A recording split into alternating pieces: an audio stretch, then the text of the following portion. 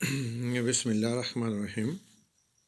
उम्मीद है आप सब लोग ठीक होंगे और अल्लाह सुब्हानहू व तआला के फ़ज़ल से इस जो बीमारी है, ये कोविड-19 जो है, इससे अल्लाह ताला आपको महफूज रखे। अपने आप को जो है वो जो हुकूमत की तरफ से SOPs हैं और जो केयर है उसको आपने ज़रूर फॉलो करना है घर से निकलते हुए। और जो भी हिदायत है हुकूमत की तरफ से, घर रहें, सेफ रहें। अच्छा, ये यहाँ हमने लास्ट टाइम जो है ये अपने जो टॉपिक था उसको छोड़ा था सुलह हुदैबिया। इससे पहले जो डिटेल हैं वो हमने पढ़ ली थी और उसके अंदर जो इसका पस मंज़र है, फिर सुलह तय पा गई कुरैश मक्का और मुसलमानों के दरमियान हुदैबिया के मकाम पर। अब इसकी अहमियत और इसका इम्पेक्ट जो है उसको हम देखते हैं, इसके असरात क्या मुरतब हुए। सुलह हुदैबिया कुरान करीम में सूरा फ़तह में इसको फ़तह मुबीन कहा गया। बज़ाहिर ये लगता था इसकी जो शराइत थी वो वन साइडेड हैं और उसमें मुसलमानों को कुछ ख़ास रिलीफ नहीं दिया गया, लेकिन इसके असरात इतने दूरस मुरतब हुए कि इसको जो है वो कुरान मजीद में फ़तह मुबीन कहा गया। इसका मतलब यह है, इसे हम डिस्कस शुरू करते हैं कि सबसे पहले यह है कि इस्लामी हुकूमत को तस्लीम कर लिया गया, यानी अगर दो फरीक हों बराबरी की बुनियाद पर तो फिर ही नेगोशिएशन जो है वो हो सकती है, बातचीत हो सकती है। इसका मतलब है कुरैश मक्का ने अब मुसलमानों की ताकत को, मुसलमानों की रियासत को तस्लीम कर लिया था। नंबर 2, फिर यह है कि मुसलमानों ने जब इरादा ज़ाहिर किया कि हम उम्रा करने और खाना काबा का तवाफ़ करने की जो है वो इरादा मुसलमानों ने ज़ाहिर किया, तो इसका मतलब ये है कि मुसलमान जो हैं ये इस्लाम को दीन इब्राहीमी मान लिया था। पहले तो मुसलमानों को कहा जाता था कि ये बेदीन हैं, साबी हैं, तो लेकिन इससे ये बात जो है उनके जहनों में आ गई कि मुसलमान जो है वो दीन इब्राहीमी पर हैं। औरतों पर इतलाक़ नहीं होगा। शुरू में तो इसमें तफरीक नहीं की गई थी, लेकिन बाद में जो है औरतों पर ये जो है वो ये जो सुलह थी इसकी शराइत लागू नहीं होती थी। यकतरफ़ा शराइत जो है इनको भी बाद में मनसूख कर दिया गया, जिसमें यह है कि अबू बसीर और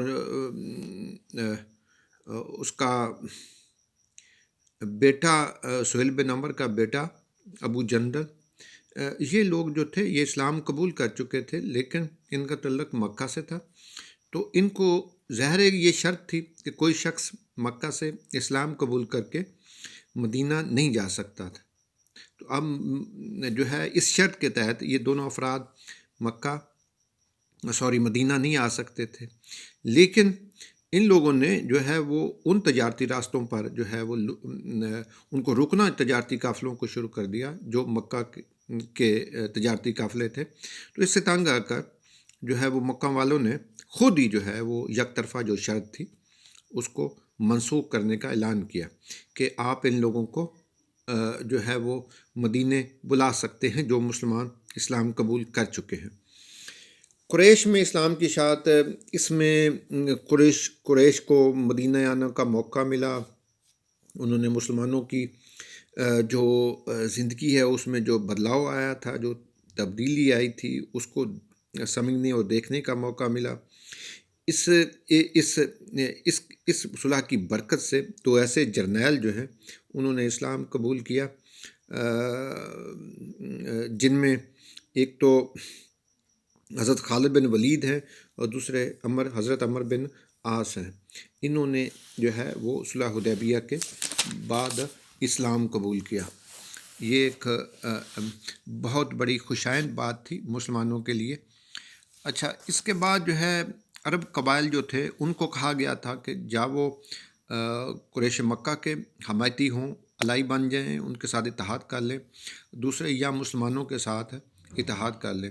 बहुत से कबाइल जो थे उन्होंने मुसलमानों के साथ भी جو ہے وہ اتحاد کر لیا، اور بہت سارے ایسے لوگ تھے جنہوں نے اسلام بھی قبول کر لیا۔ خیبر کی فتح یہ بھی ایک اسی صلح کی وجہ سے تھی کہ پہلے تو دو محاذوں پر مسلمانوں کو لڑنا پڑ سکتا تھا، ایک خیبر جو شمال میں تھا، دوسرا قریش مکہ جو جنوب میں تھے مدینے کے۔ اب قریش مکہ کی طرف سے کوئی حملے کا خطرہ نہیں تھا، تو اس طرح اگلے سال یعنی 7 ہجری میں خیبر پر مسلمانوں نے حملہ کیا، اور اس جو ہے وہ ایک یہاں پہ بہت طاقتور ایک سینٹر تھا یہودیوں کا، اس کو جو ہے وہ فتح کیا۔ اچھا، پھر اسی سال یعنی 7 ہجری میں دنیا کے حکمرانوں کو، جن میں کسریٰ ایران ہیں اور کیسر روم ہیں، حبشہ کے یمن کے والی ہیں، جو ہے ان کو دعوتی خطوط لکھے گئے اور ان کو اسلام کی دعوت دی گئی۔ پھر یہ ہے کہ ہم اس کو فتح مکہ کا پیش خیمہ بھی کہہ سکتے ہیں، کہ جس میں ایک قبیلہ جو تھا بنو خزاعہ، انہوں نے مسلمانوں کے ساتھ الحاق کیا تھا، یا الہی تھا، یا اتحادی تھا۔ دوسرا بنو بکر جو ہے قریش مکہ کا اتحادی تھا۔ دونوں کے درمیان جو ہے وہ جب لڑائی ہوئی تو قریش مکہ نے بنو بکر کا ساتھ دیا۔ اس طرح انہوں نے کھلی جو ہے وہ صلح جو ہے اس کی مخالفت کی تھی، یا اس کے جو ہے وہ کو سبوتاج کیا تھا۔ اس لیے قریش مکہ نے جو ہے وہ یک طرفہ طور پر جو ہے وہ صلح توڑنے کا اعلان کیا، اور پھر نبی کریم صلی اللہ علیہ وسلم نے قریش مکہ کے خلاف کارروائی کی، اور فتح مکہ کا یہ جو ہے صلح یہ پیش خیمہ ثابت ہوئی۔ اس کے بعد جو ہے وہ صلح حدیبیہ کے بعد عراق اور شام کے ساتھ روابط بھی قائم ہوئے۔ اب جو ہے وہ قریش مکہ کی جو شاہراہ تھی شام کو، عراق کو جاتی تھیں، وہ مسلمانوں کے کنٹرول میں تھی۔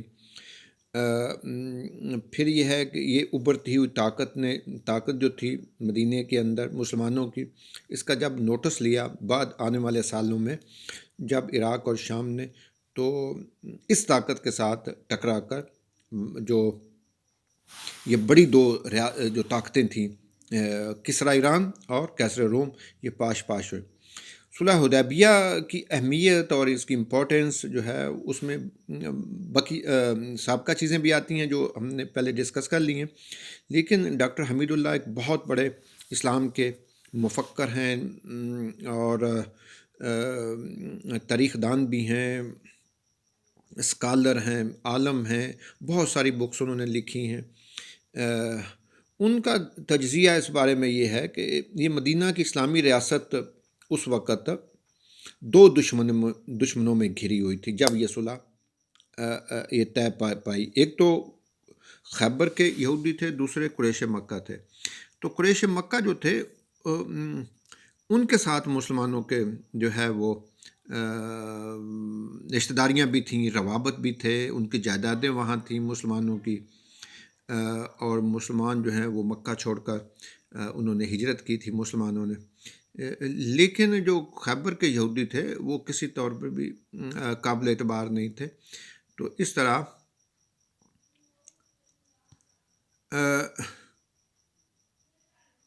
مسلمان مکہ کی طرف منہ کر کے نماز پڑھتے تھے۔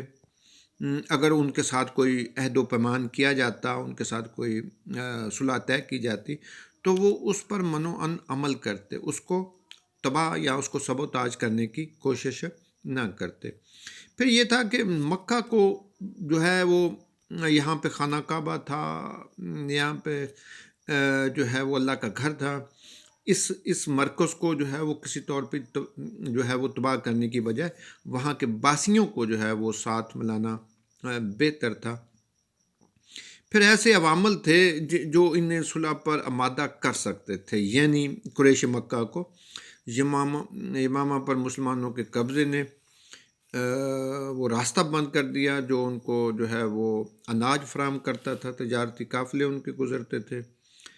پھر اس سال قحط بھی پڑا تھا، اور نبی کریم صلی اللہ علیہ وسلم نے تمام مخالفت کے باوجود وہاں کے لوگوں کی آپ نے مدد فرمائی تھی۔ اور اس کے علاوہ بھی ہم دیکھتے ہیں کہ یہی بہتر تھا کہ جو ہے وہ قریش مکہ کے ساتھ صلح کر کے خیبر کا جو مرکز ہے اس پر قبضہ کیا جا سکے۔ تو اس طرح جو ہے وہ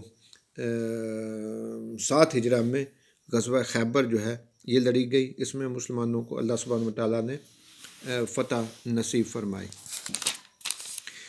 اس کے جو اسباب ہیں اور اس کے واقعات جو ہیں وہ آنے والے لیکچر میں انشاءاللہ ہم ڈسکس کریں گے کہ غزوہ خیبر کے خلاف کیوں کارروائی کی گئی اور اس کا جو ہے وہ اس کے واقعات کیسے جو ہے وہ وقوع پذیر ہوئے، اور اس کے بعد اس فتح کا مسلمانوں کو فائدہ کس طرح ہوا۔